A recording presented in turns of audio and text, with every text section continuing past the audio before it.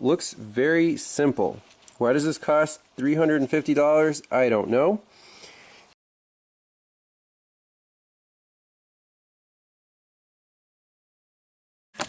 Alright, so I got the Lexus in the shop here. Remember, it only goes one way, so we better fix it so I can get it out. I don't feel like hooking up a tow strap to it and pulling it backwards.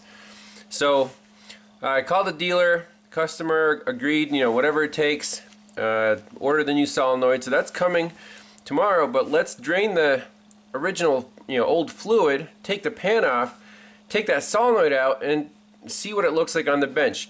Can we get it to work? Is it gunked up? Like, what's going on? We know electrically the coil is fine, but the plunger, for some reason, does not move. Clean pan, and we'll see what comes out of this thing. Thank you to Toyota and Lexus for providing drain plugs. All transmissions should have drain plugs. Yeah, that's dark. So, and we'll measure how much drains out, put it in a gallon jug, and then take the pan off. Alright, so the pan is mostly off. It's just getting hung up by that exhaust bracket thing, but this is all we need to do. The pan looks very clean, by the way. Magnets don't have too much stuff on them. So filter inside looks also very clean. There's no particulate matter, no metal shavings or anything crazy. And according to our diagram, this right here is shift solenoid number 4.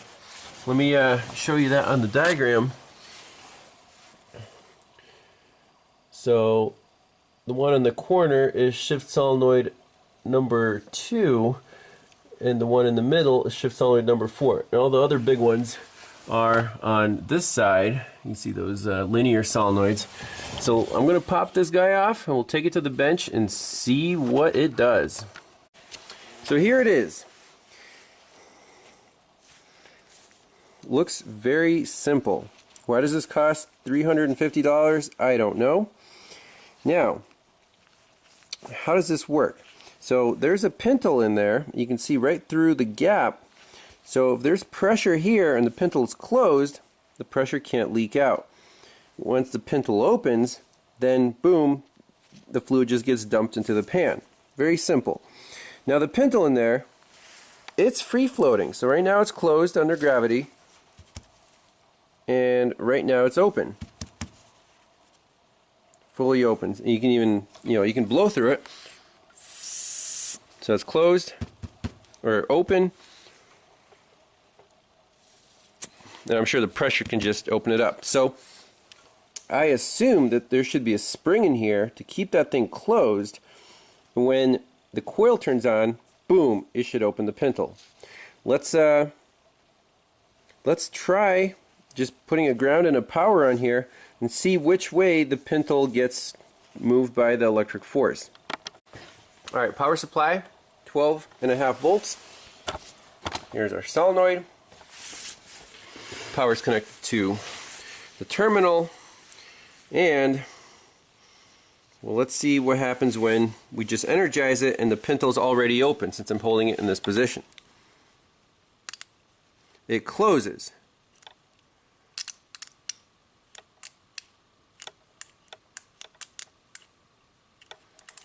Okay.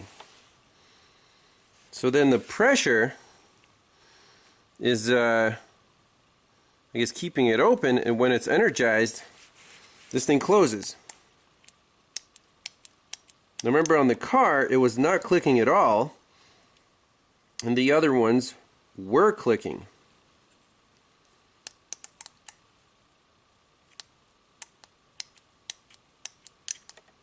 I want to take another solenoid off the car and see if it acts the same way. Alright, so here's shift solenoid number 2. If you notice, it's different. It looks different, and the pintle is closed. It looks like there's a spring in there. In this one, there is. So let's do the same experiment with shift solenoid number 2.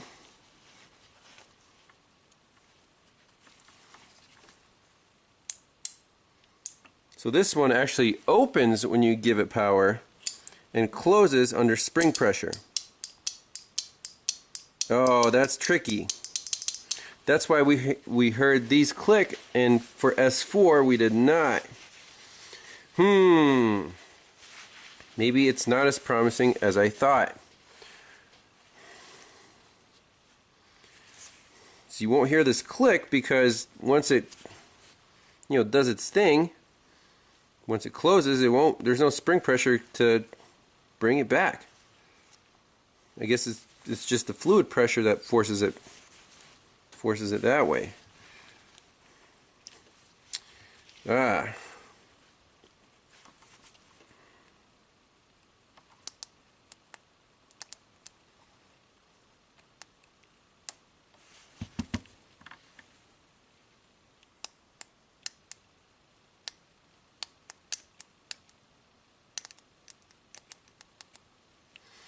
Okay, so inconclusive.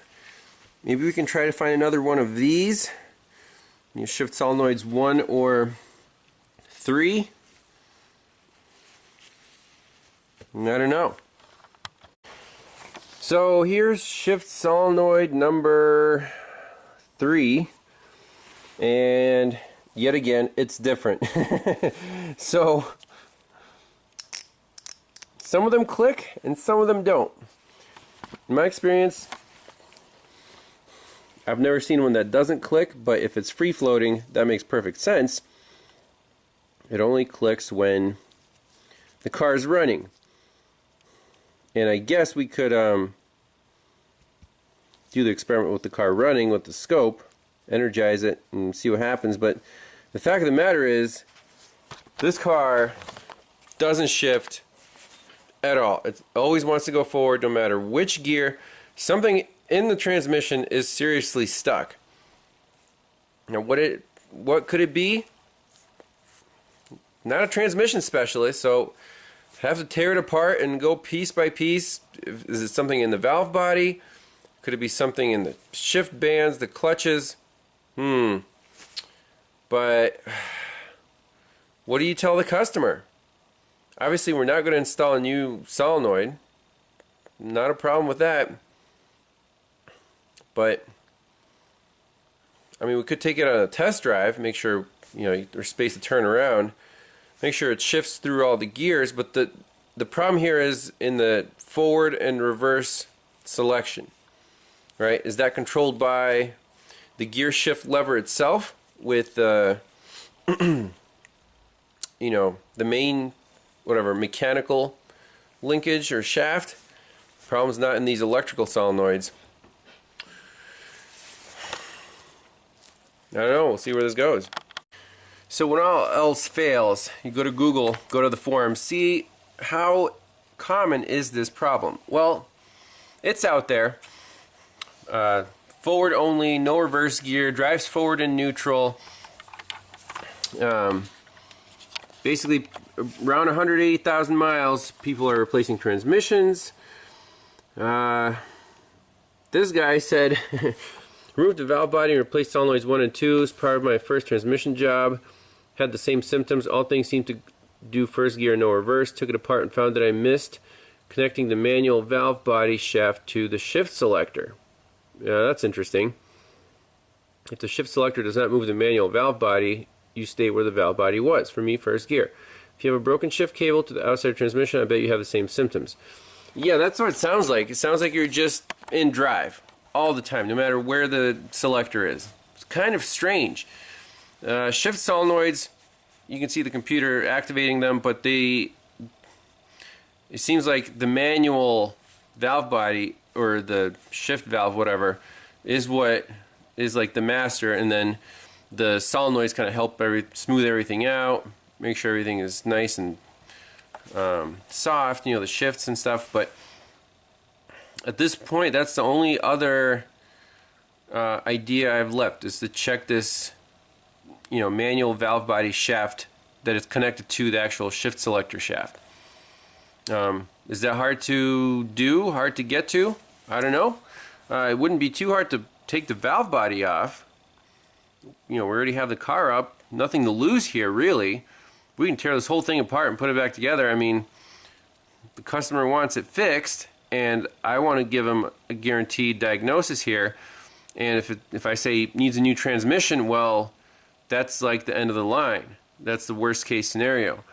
So if we can remove the valve body and find some loose bolt on this, selector shaft, that would be a win. That would be no parts required fix. So nothing to lose here really, except for like an hour of time. Well, so the shift selector shaft right there is connected to this thing, and you can see the pawls there. So I have it in second gear now, and the piston does move. I mean, it's there, it's connected. No real way you can mess that up. Stupid power locks.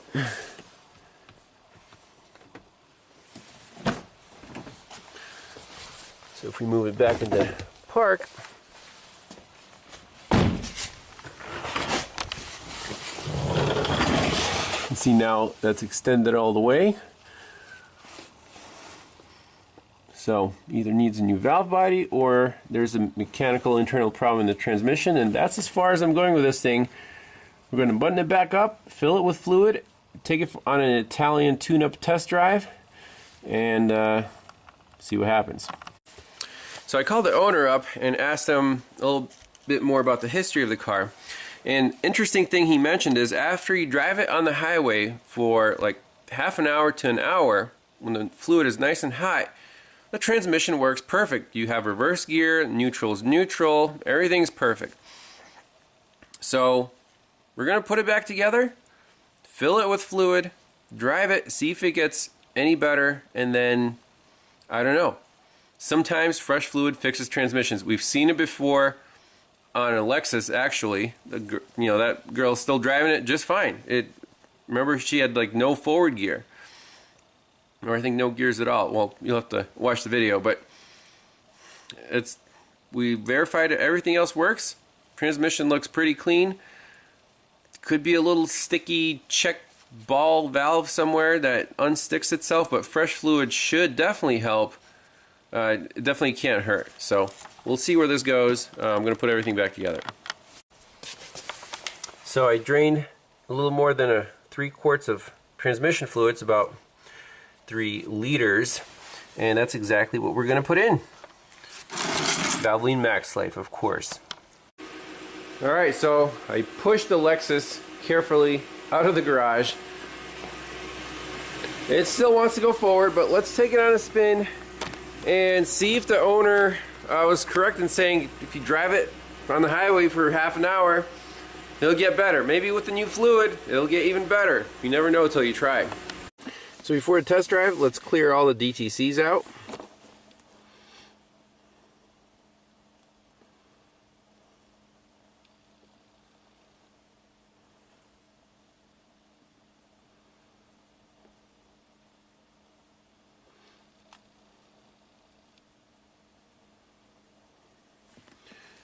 Alright, let's just take it on a test drive and see if this thing gets any better.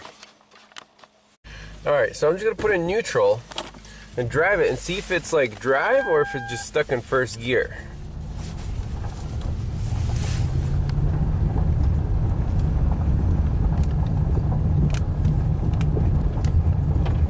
So it didn't shift there.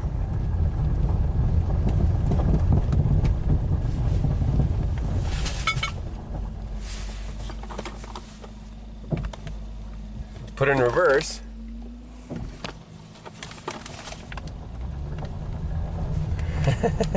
So weird driving in reverse going forward. Ooh, there you go. It might have shifted. Something happened. It just completely locked up.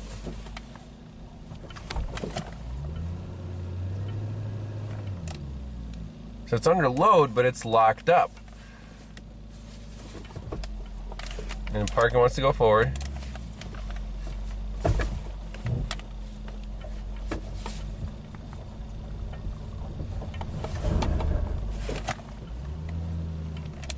Huh. So something's not letting go of drive, but reverse is engaging. Very interesting. So let's put in drive. Drive normally.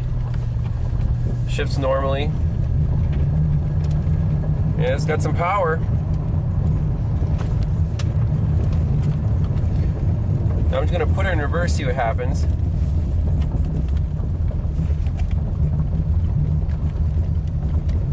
So RPMs go up and it doesn't want to go. So it is like it's stuck in first. Very interesting. Let's see, put it in reverse. Boom. So whatever makes it go forward is not disengaging. That's the symptom. So after about 10 more minutes of just cruising at 60, 70 miles an hour, so neutral, we're still going forward. In reverse, we instantly stop. So it does want to try to go backwards, but it's fighting itself. Okay? Okay, so something changed a little bit. VSC is still giving problems. 0-point calibration of deceleration sensor undone. Let's look up this code. Okay, so I'm trying this reset memory in the ABS special functions, and it's supposed to reset this yaw rate G sensor. Okay. Yep. Turn the ignition switch off. Wait for 3 seconds. 1, 2, 3. Turn this switch on. Okay.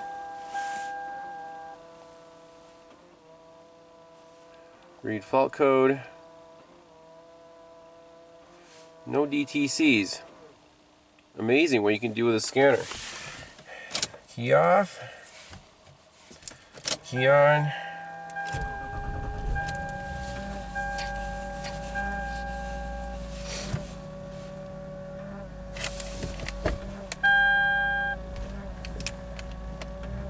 So we're still stuck in that want to go forward mode. Let's keep driving. One more interesting note here. So when I'm in neutral, do hard acceleration and then let off the gas. See the RPMs fall. It's not engine braking. Compare that to low gear.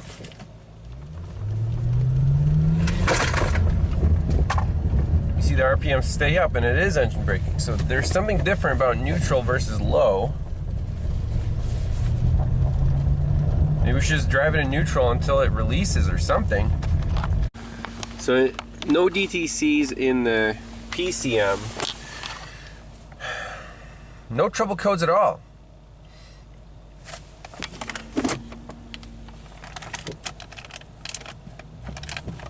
Car still wants to go forward.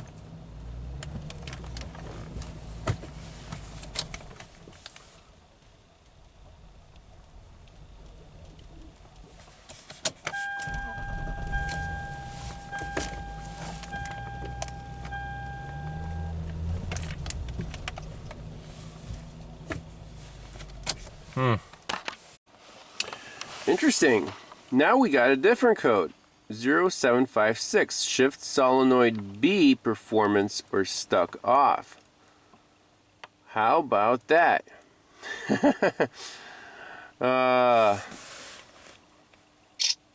Take a picture of that.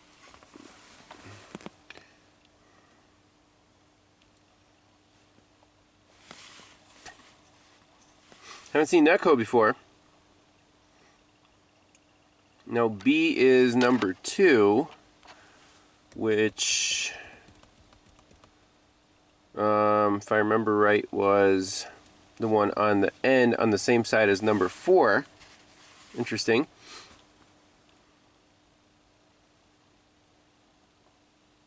So again, must be a logic code. Let's clear DTCs. Yes. Okay.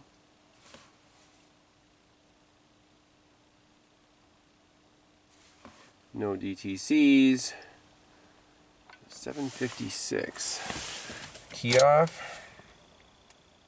Let's see how it drives. Now I think this transmission's foobar.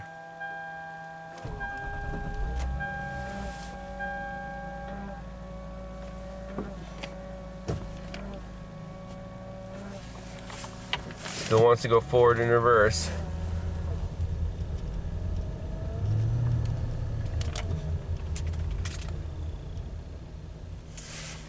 Doesn't want to engage in reverse now.